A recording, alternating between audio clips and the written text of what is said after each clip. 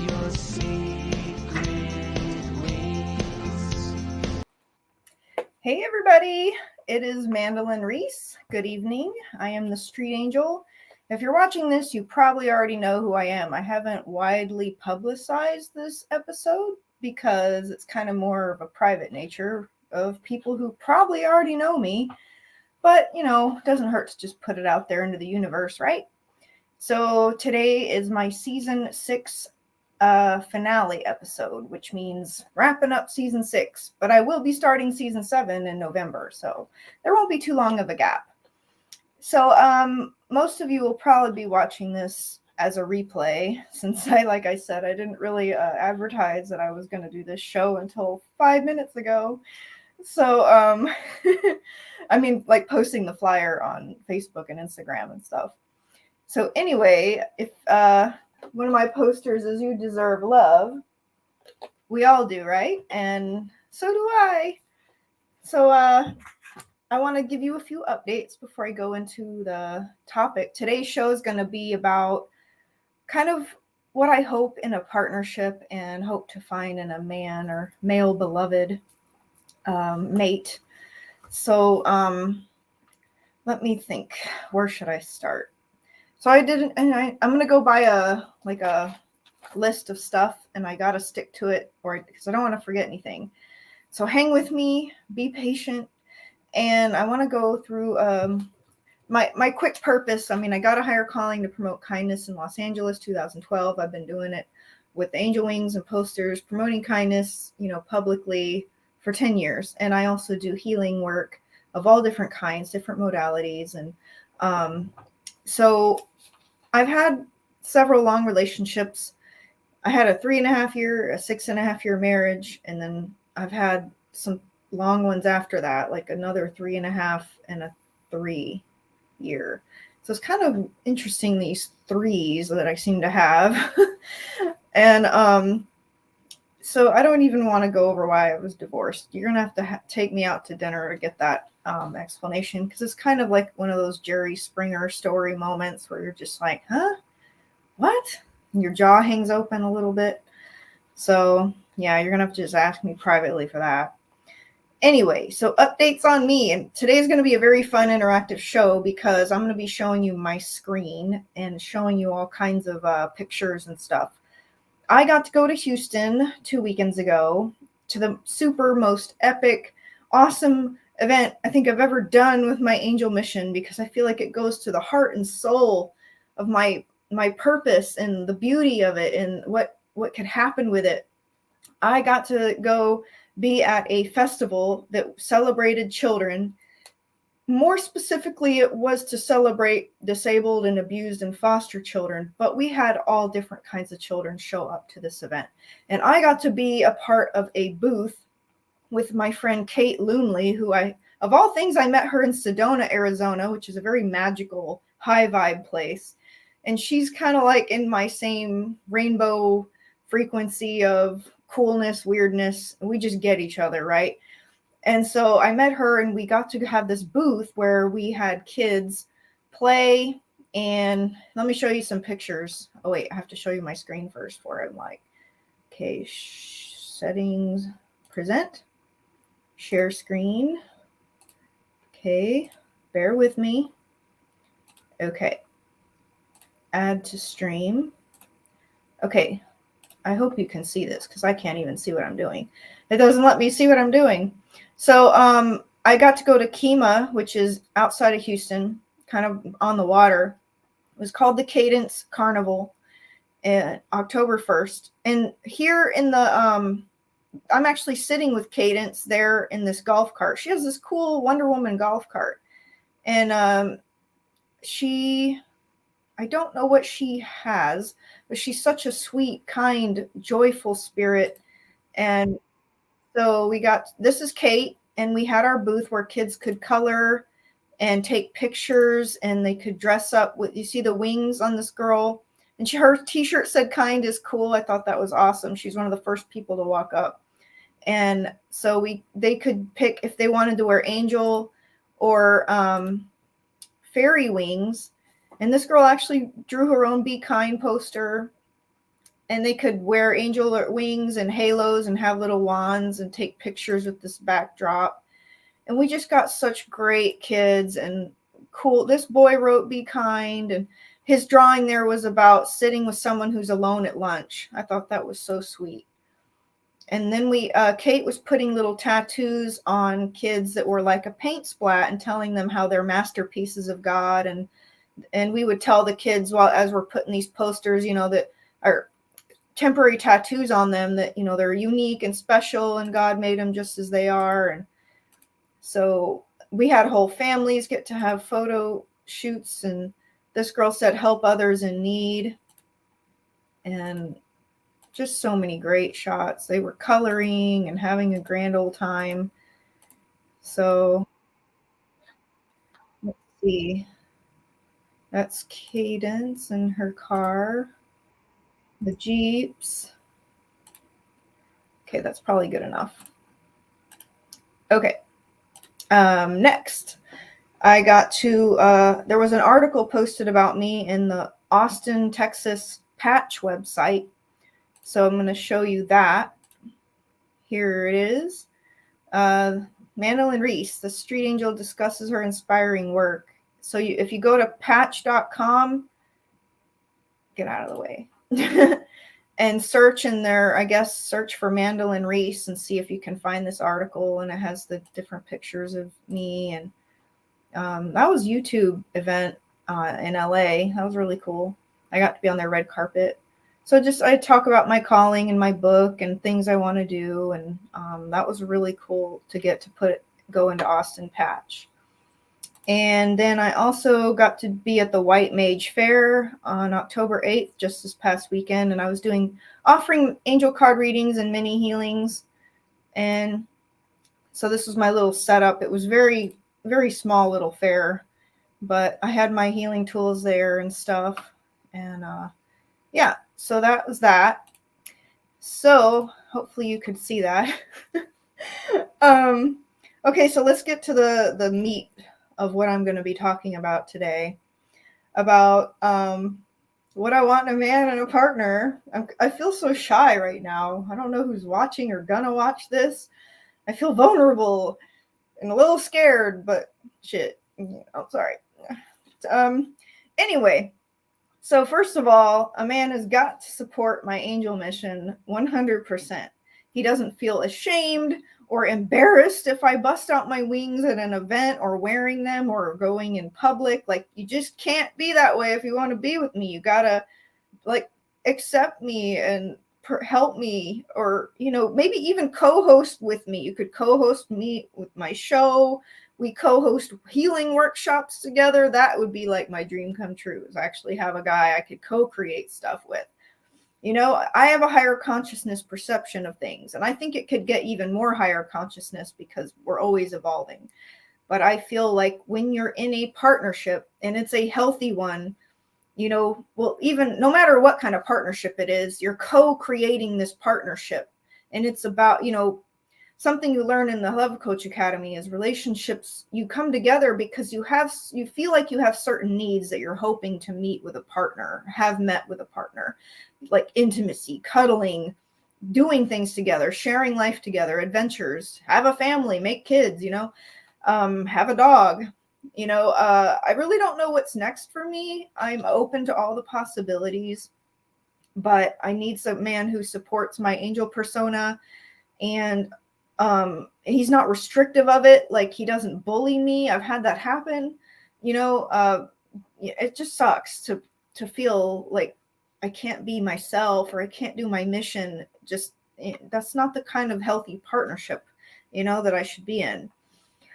So I would like it to have a guy who actually watches my show, at least the first 20, 30 minutes of it, to get updates on me and what I'm doing in life and see pictures and just know who I'm interviewing and why. Like, it'd be great if I had a beloved who actually cared about my show or helped me with it, something like that.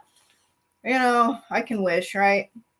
So next, I wanted to give some examples of couples that I feel are really cool.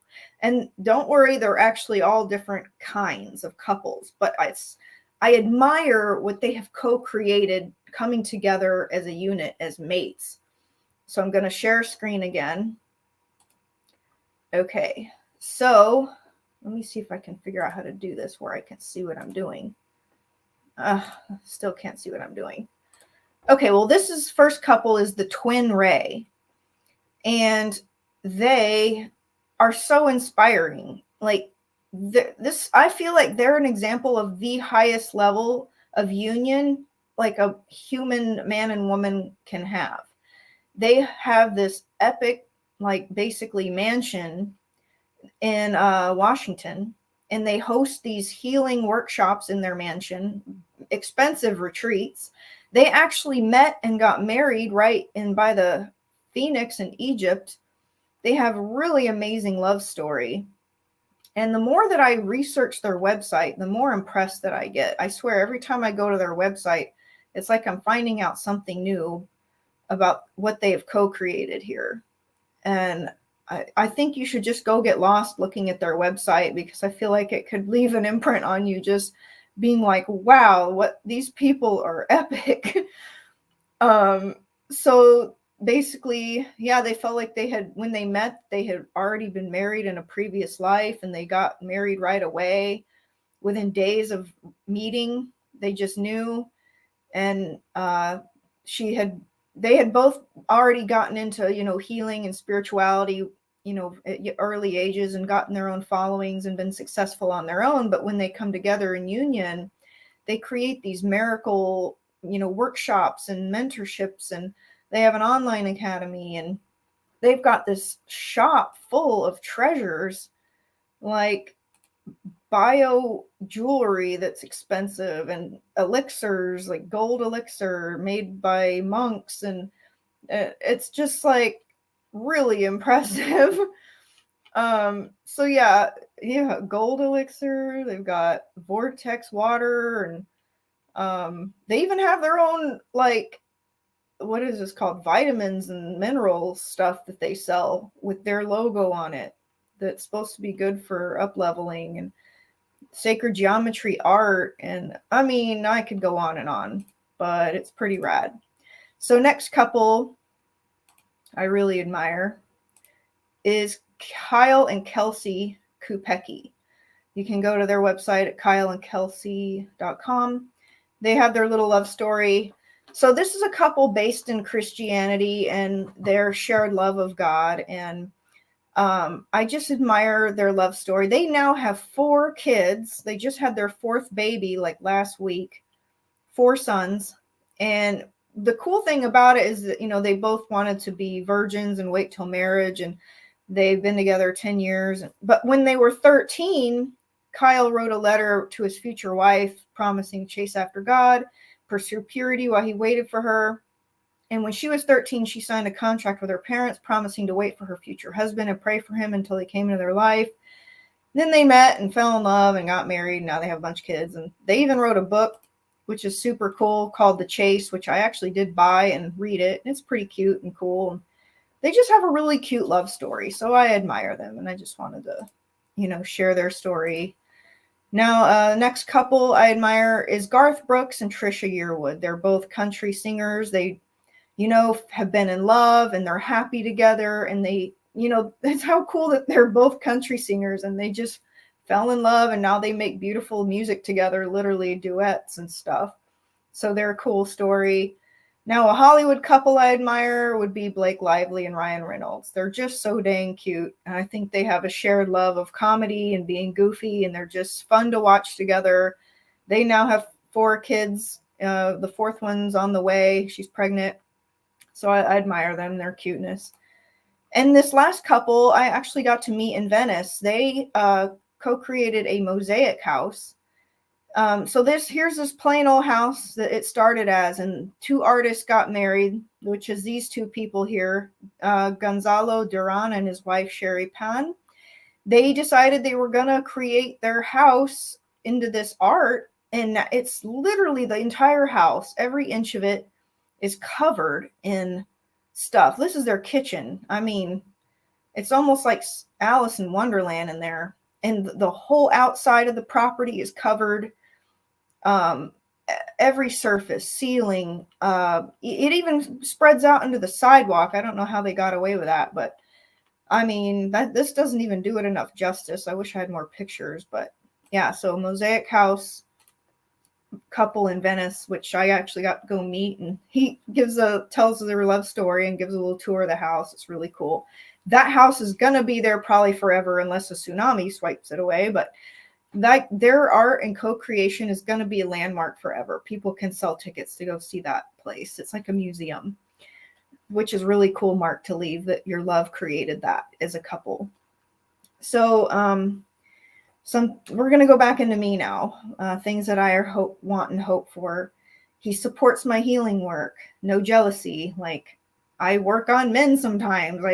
I even licensed in cosmetology, and I'm licensed to do hair removal. I can't have a guy who says I can't touch another guy and remove hair, or touch another guy and do my healing work and body work and Reiki and reflexology. And I do all kinds of modalities, but my favorite are the multi-vibrational sound therapy instruments and shaman healing tools.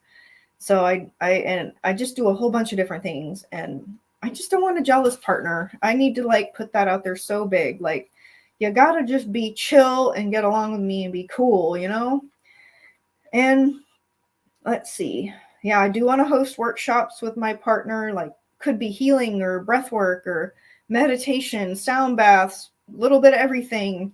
I'd love to do that with a partner. Plus, I'd feel safer, if I had a partnership and the man who we're in love, he loves me and cares about me, I'd feel some more safety hosting workshops, So, let me see.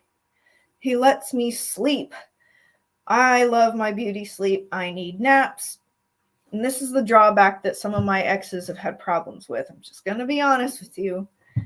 I cannot cuddle sleep.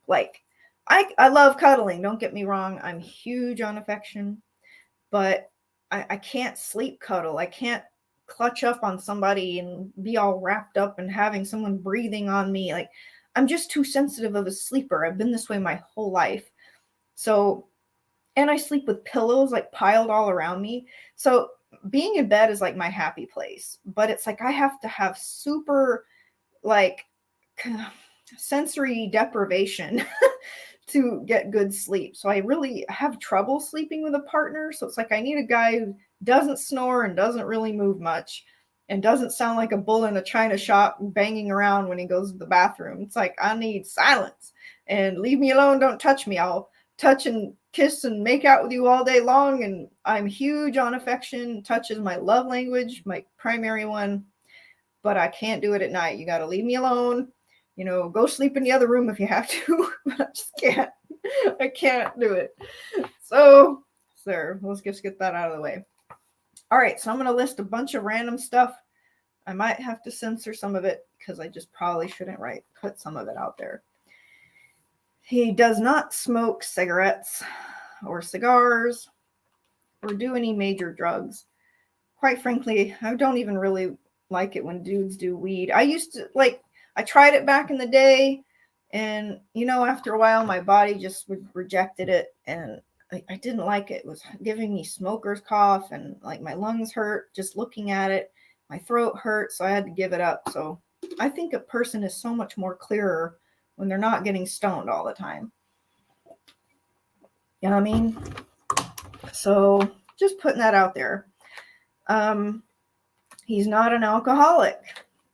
Everything in moderation, okay? I enjoy myself some glass of wine here and there, but I don't want to be with a chronic alcoholic. I just think it's wasteful money. It clouds your energy, and you just do bad stuff on it. And it just ain't good. I just don't want to be with a chronic alcoholic. I don't mind social drinking, but not when it's 6 shots in 30 minutes. That's too much. He's not crazy. I'm just not even going to elaborate. I'd kind of like if a guy wasn't a hunter, he didn't go blasting animals left and right. Don't get me wrong, I kind of enjoy eating meat here and there, but I don't like watching it get shot and bleeding everywhere and skinned up, just kind of traumatizing for me. So I'm just not a huge fan. He likes cats and dogs and animals in general would be great, gets along with them, like to pet cats. But you can't hate cats. That would be offensive to me. I love cats. I grew up with cats. So if you don't like cats, we're going to have a problem probably. Helps and supports my angel project enthusiastically. I kind of already said that. He's dependable. Yeah, that's kind of important, If something happens and I'm in trouble, it'd be great if I can actually depend on a guy to come help me. Or if a guy actually says, or no, if he does what he says he's going to do. Like, I recently retook the love language test, and the whole verbal stuff scored kind of low this time for me, because I was like, if a guy is telling me he loves and cares about me and he does not back it up with the actions, I just think he's full of crap. And I'm not going to put a lot of value in his words anymore. It's like, you got to prove it, do what you say you're going to do. I strive to be that way. I really do. If I tell someone I'm going to be somewhere at a certain time, come hell or high water, I'm going to be there. But if I'm running late, I will do a courtesy text. I'm one of those people that I will courtesy text you that I'm on my way, confirm our appointment. If I'm running late, I'll tell you how late or why. That's how I am. And I really would appreciate if people could be the same way, So, yeah, had to elaborate on that one. I don't even know what to say about that.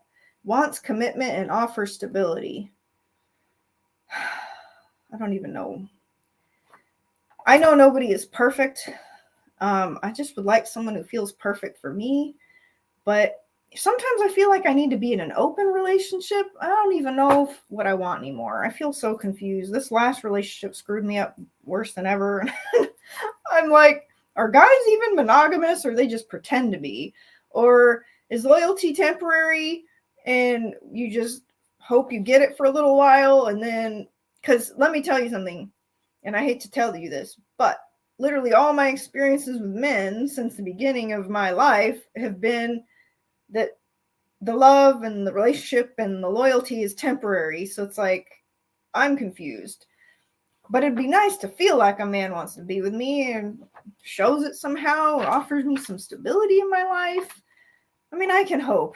I just don't know what that would look like. I got to leave it up to God to bring the right man for me, and we work it out and co-create the right thing for us that feels right. Likes to go on trips and adventures with me. So I love to go on huckleberries, and I love to, travel, do random stuff, go to events. You gotta like going to events, because I like to go to a lot of them. And it'd be great to have a fun partner who, likes to go and do that stuff too. So trips and adventures. Let's live life and paint the town red, He's open to doing his own healing work and therapy for himself and as a couple if we need it, I really admire when men are willing to go get help if they need it. Go get therapy, go get counseling, go get detox, quit being an alcoholic, get couples therapy or counseling if you're having issues. I just really admire when people aren't afraid to get help or better themselves and evolve. He has his own car and or home, apartment. You got to have room for a woman in your life, and vice versa. I remember doing some book or workshop somewhere where it's like, if you want to have a partner, you got to make sure you have room and space in your life for one. Create that void so that the universe can fill it in with a person for you, So it's like, in general, let's just say, man, if you want a woman, make sure you live in a big enough space. Like, you say you want to live with a woman, be married or have a partner, you got to have enough room for it, right? But then, this day and age is a little different. So it's like, at least show responsibility that you can have your own place and have your own car and you got a job and you make money, Like, you gotta demonstrate that stuff. I take care of myself. I have my own place. I have my own car. Like, I need that too, you know? It'd be great if a man's a good provider, because, you know, we all want that in life, right? But, you know, men, if you have standards, you certainly don't want a woman who's a deadbeat either. So keep that in mind. So I tend to like guys who are kind of like clean cut, kind of a preppy boy kind of look. I'm not really big fan of like hair out to here, fro, or like beard down to here, mustache. Like, I just can't. I'm not a huge fan of mustaches. However, some guys really do pull off the whole sexy goatee thing. So I'm flexible as long as it looks nice or I can handle it. But I'm really not into the big old, you know, mountain man beard thing. I'm sorry. I probably would pass you over if I saw a massive beard and take away from your face, you know. That's just me. Every woman is different. He's open-minded to spirituality, God, angels, Jesus, like talk about it all, you know. Just be open-minded to things and discussion of anything, really. He would consider me his queen or his goddess because I would consider him, you know, my king or demigod or whatever you want to call a man. I don't know. I would like to have some reverence for each other, respect, you know. I love romance. We got to romance each other. Cards, flowers, whatever, gifts. Like, to be honest with you, I feel like I'm really good at all the love languages. I would say my top ones are probably touch, affection, and gifts, giving and receiving, because I feel like it's an action that shows and proves love. But it's also nice to, when you have the acts of service, you help each other do stuff, or you know your partner needs something and you go and do it. You have a surgery, your partner's there to pick you up, you know, stuff like that. Acts of service. Build each other up, you know, is another love language. Give each other compliments. You look good, you know. I'm good. Like, I really strive to be thankful for every little thing. I try to thank guys for anything they do for me, recognize them, appreciate them, you know, not take anything for granted. And it'd be great if he's well educated, you know, not a deadbeat. He's positive, smart, good sense of humor. We laugh sometimes. He sees the good in others, has wisdom, happy thoughts. I definitely want a guy who believes in God and stuff and angels. I don't think I'd want to date another atheist or agnostic. I've done that, and it just wasn't the right fit. Wasn't the right match. It just didn't work for me. You know, I'm the damn street angel, you know. I got a higher calling from God. If I can't be with someone who doesn't believe in that stuff, it just doesn't make any sense, you know. You got to believe. How else do I explain to somebody what happened to me and why I do what I do if a guy's, you know, not against it? So he's ambitious, motivated, has his own money. He likes to splurge on me because, you know, I like to buy my guy gifts too, you know, cards and stuff and whatever. Builds me up, supports me, respects me, honors me, cherishes me, reciprocate love and romance and effort. Yeah, I kind of said all this stuff, but you know, I'm reading things I've written down on this paper. Be great if he's at least attractive, but you know, everybody's different. So you gotta at least, there's something that you cannot mess with. Genuine attraction with each other. The magic of the romantic love spark. It's either there or it's not there, you know? Sexual attraction and chemistry. It's either there or it's not there.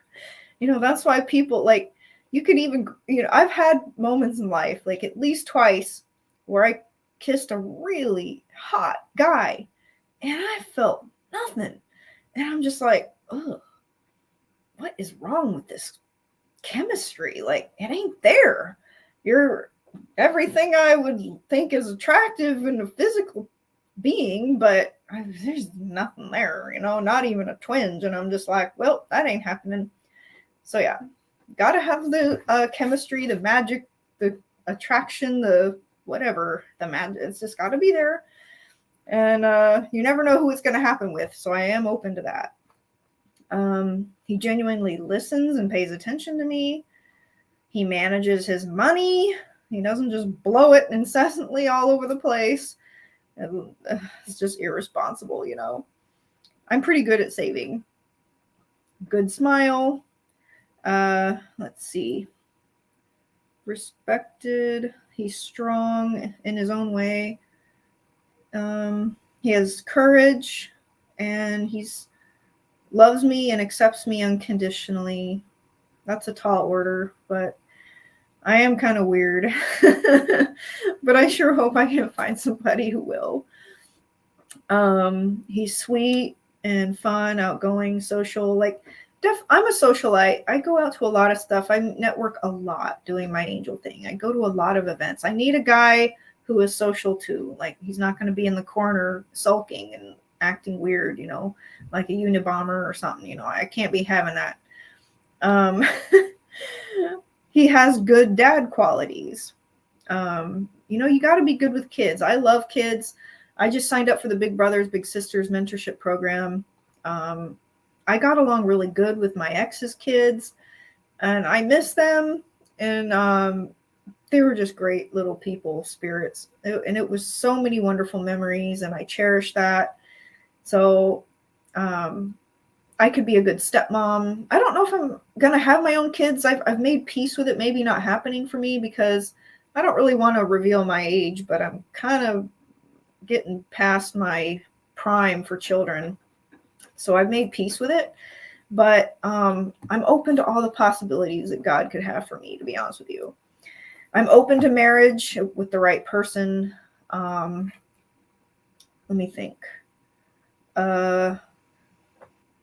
He keeps his house and car and all that clean. You know, I think that's keeps his health looking good. I like it when a man wears cologne too. It's sexy. I like it when they, you know, keep their BO in check, and, you know, you look good, you smell good, you're going to be more attractive and more likely to get lucky. So he's not negative, abusive, jealous, controlling, overly angry, aggressive, or toxic to me.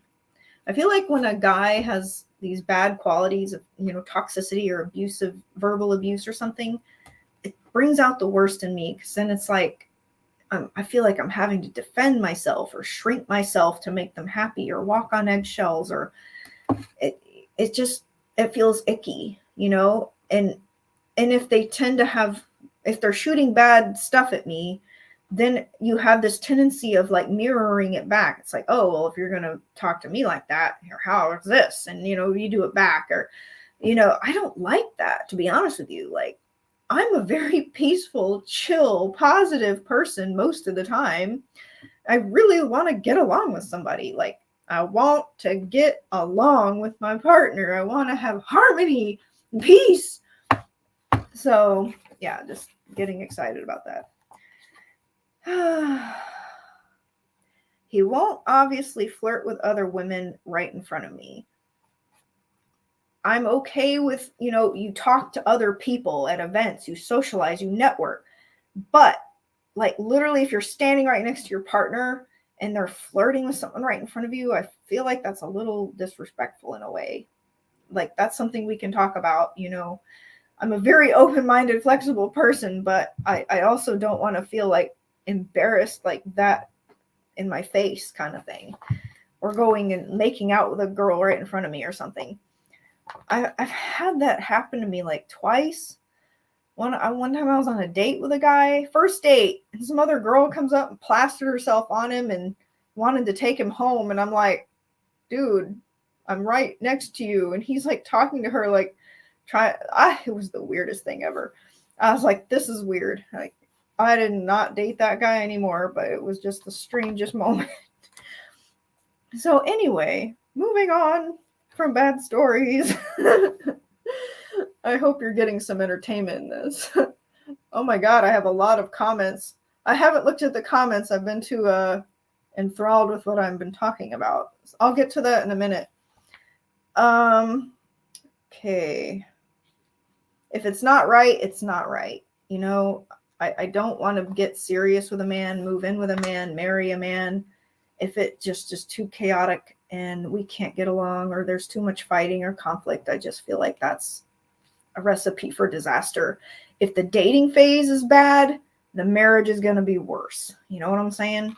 You got to get along. Like, so yeah, I just want to put that out there. He loves to cuddle. So important. I'm a huge touchy-feely cuddler. You cannot have a problem with PDA because I will clutch on you and kiss on you and rub on you, rub your shoulders, rub your hair. Like, I can't help it. It's my love language. If you can't handle it, then don't be with me, okay? Let's see, where did I leave off on here? I'm flexible with body type. I do prefer when a guy works out and he has a decent body.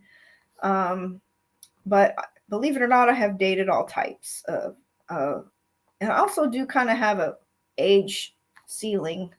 I really think 60s would be too old. 50s would be probably too old, kind of pushing it. So I don't know. But like I said, if the love spark happens, I'm open to exploring the connections, but I don't want to be dating too old, you know? He's charming. He's good in bed. You got to satisfy your woman, or what's the point of being in a relationship, you know? You got to like reciprocate that. I mean, that's a big deal. I think sex and intimacy is the foundation of your partnership. And if something's wrong in that department, it's going to wreck everything else, you know? You're going to have unhappy partners in the relationship, you know?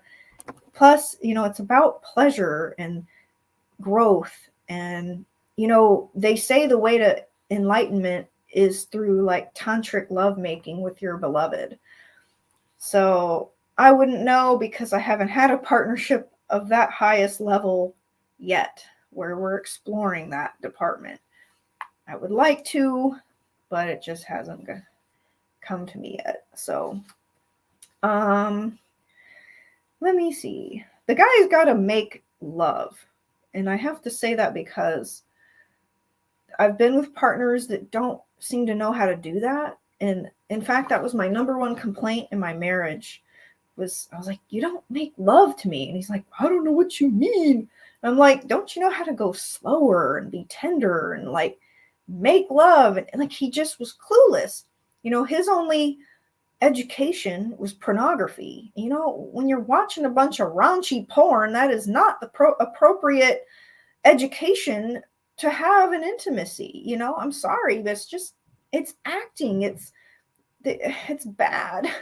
And some of it's abusive and things you shouldn't do to a woman in real life. And, you know, some girls will like stuff and other girls will hate stuff, you know, like I don't even want to get too X-rated into that, but yeah, I just want to say. So, shaves. That's not a big deal. He doesn't snore. It would be really helpful. If I fall in love with a guy who snores, we probably just need to sleep in separate rooms because I literally cannot sleep if someone snores. And I'm sorry to offend anybody, but I just can't do it. I value my sleep. I have to recharge. If I don't get sleep, I'm a miserable human being and I can't survive properly in the daytime without sleep. So I need someone who's understanding of that. He can cook. But I love eating out too. Like if you're open to eating out, I love eating out because you can always like figure out, like mix and match what you want to eat. And you don't have to worry about the dishes and like the prep and like so much stuff that goes into the cooking. So it is nice to go out and have dates and stuff, but it's also fun to cook together. So I'm open to all the possibilities. You know what I'm saying? He's a great communicator and compromises with me well in the relationship. You got to just have good communication and compromise. In fact, I write that in almost every card at weddings. I'm like, it's all about communication and compromise. You're two unique beings in this universe. You're coming together, you're living together, and you've got to constantly have healthy communication. He pays his bills. He works out, healthy diet-ish. Of course, I'm flexible with that because sometimes you got to have some junk food and wine, So as long as you're just not doing it all day long, have some healthy supplements, take some vitamins, have a shake here and there, drink some kombucha, It's sexy. He feels good to be around. Good vibes. I feel safe. One of the things in the Love Coach Academy that the founder, Scott Katamas, is always pressing is how a man needs to make his woman feel safe. Men are made stronger than us, usually. More muscles, more stamina, more testosterone. You're supposed to make us feel safe and protected. And, if I feel like I'm scared around you because you're an asshole or abusive or, explosive, like that's not safe. I want to feel safe and secure and stable with a partner who makes me feel good to be around and in his arms, and safe to be myself. And then the love can grow, beautifully. He's very affectionate. He loves to caress my face, hair, body, massage me, hold my hand. I love to do all that stuff too. Rub each other's feet, backs, whatever. He has a good relationship with his family members and his mom, his dad, his siblings. I feel like that's important. I really strive very hard to have good relationships with my family members. And trust me, it does take work too, so sometimes. But I strive to have a good relationship. And I feel like it's very telling if people have terrible relationships here and there. It does, I don't want to get too much into it, but I've noticed if people have bad parents, it typically causes problems in the offspring. And it's sad. But anyway, he's loved and adored by his friends and family. He's kind and mannerly to others. He's nice to servers and, wait staff.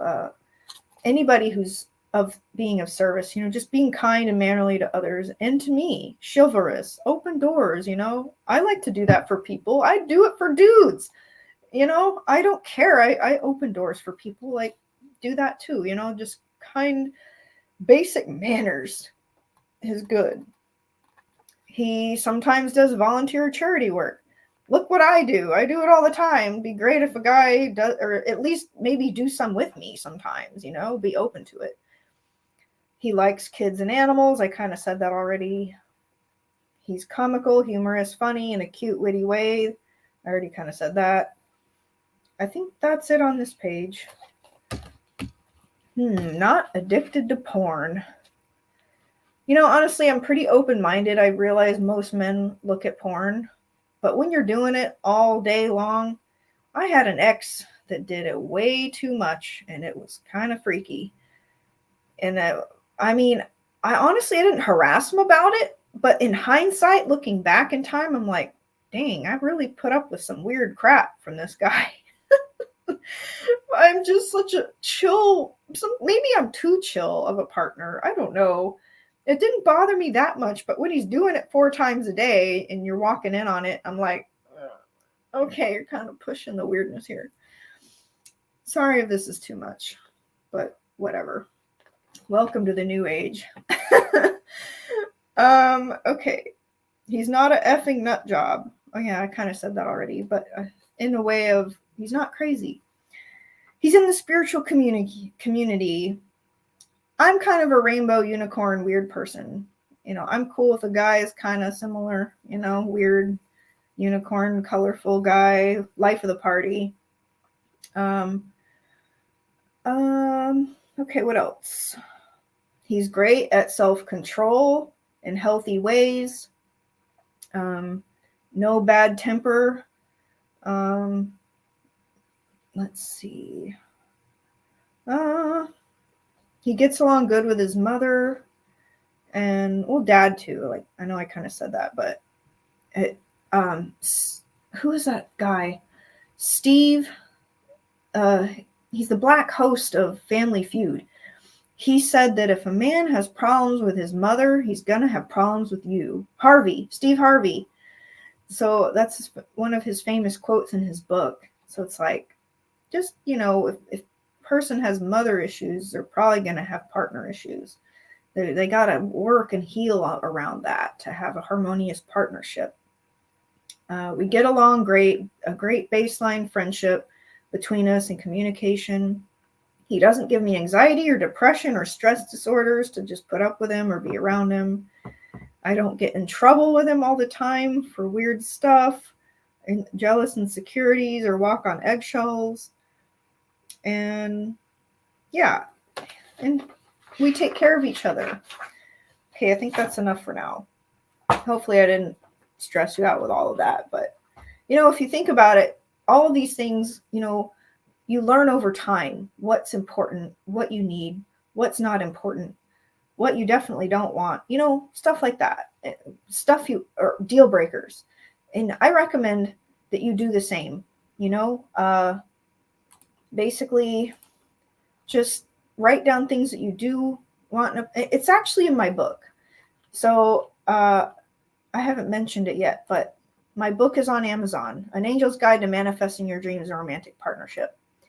So there's actually pages in there that you can work on that lists out things that you want in a partner, things that you don't want in a partner, fears that you have in a relationship that you can work to overcome. Where'd my notepad go? Oh, there it is. And bucket list things. You can, it's good to know kind of a framework, but you need to be open to appearance of your beloved.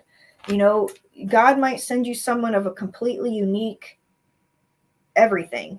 Traits are going to be, you got to be open to the traits, but you also need to know your deal breakers and know things that you absolutely don't work for you. You can't get with someone and then just be like, let's say this person has been a smoker their entire life. And you're like, well, you need to quit smoking. Like, honestly, that's going to be really hard for that person. Yeah, smokers should just be with a smoker or something like that. If you're okay with it, then you're okay with it. But if it's a deal breaker, it's a deal breaker. Don't date someone who's a smoker if it's a deal breaker for you. That's just an example. Okay, I just want to make sure I didn't leave anything out on my notepad. Trust. I have an issue with the concept of trust. Let me explain why. I feel like when you're young and you're a child and you're innocent, naive, you just broadly kind of trust everybody. And until they give you a reason not to, they hurt you in some way or, slap you or, then it's messed up. I've had all my relationships messed up my trust. And even my personal relationships and my sister and stuff. So it's I feel like it's a very challenging topic for me to get in discussions with, because I feel like trust is a feeling that you have with somebody. It's either there or it's not there. But something I hate about trust is that once it's broken, once it's shattered, it's just never going to be the same again. It's like a broken glass. If you try to glue it back together, it's just not the same. So I don't like that about trust. And, the more that trust gets broken, the less you're going to trust the person. And so I almost feel like, and don't get mad at me for saying this, but I feel like trust is a condition of conditional love. I've been in experience with a family member where it's like, I love them unconditionally, but they couldn't be trusted for crap. So it's like, I know that you can love somebody without trust being exactly present, at least not all the time.